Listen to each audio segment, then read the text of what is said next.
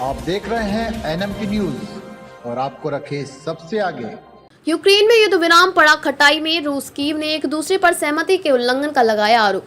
क्या है पुतिन की चाल? यूक्रेन में युद्ध विराम के लिए चल रही कवायद खटाई में पड़ती नजर आ रही है। यूक्रेन और रूस ने एक दूसरे पर ऊर्जा संयंत्रों पर हमले की रोक का उल्लंघन करने का आरोप लगाया है। रूस पर नए प्रतिबंधों की मांग। यूक्रेन के राष्ट्रपति व्लादिमीर जेलेंस्की ने इसके चलते रूस पर नए प्रतिबंधों की मांग की है। इस बीच काला सागर में युद्ध विराम लागू होने और मालवाहक जहाजों का आवागमन शुरू होने को लेकर भी शंकाएं पैदा हो गई हैं।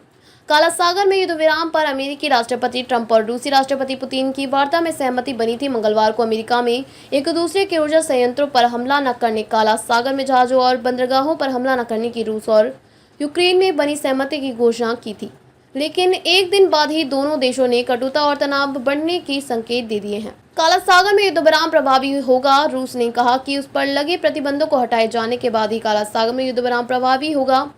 वैसे उसने 18 मार्च से यूक्रेन के ऊर्जा संयंत्रों पर हमले बंद कर रखे हैं, जबकि यूक्रेन ने रूसी ऊर्जा ठिकानों पर हमले किए हैं। रूस ने बताया कि मंगलवार बुधवार रात उसने काला सागर के ऊपर यूक्रेन के 9 ड्रोन मार गिराए।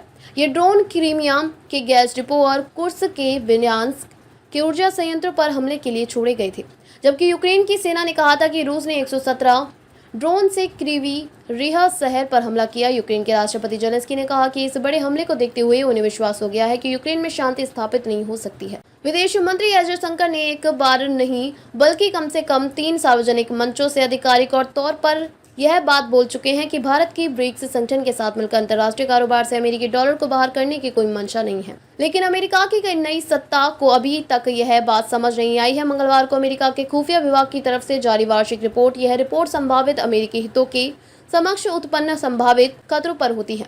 मैं यह बात दोहराई गई है कि रूस, भारत व चीन की सदस्यता वाले संगठन ब्रिक्स की तरफ से डी-डॉलराइजेशन, अंतर्राष्ट्रीय कारोबार में अमेरिकी डॉलर के इस्तेमाल को कम करने या खत्म करने की प्रक्रिया की कोशिश की जा रही है। वैसे इसके लिए रूस की नीति को मुख्य तौर पर जिम्मेदार ठहराया गया है, लेकिन रिपोर्ट में भारत का भी नाम है। अभी तक राष्ट्रपति डोनाल्ड ट्रंप ही इस मुद्दे को उठाते रहे हैं।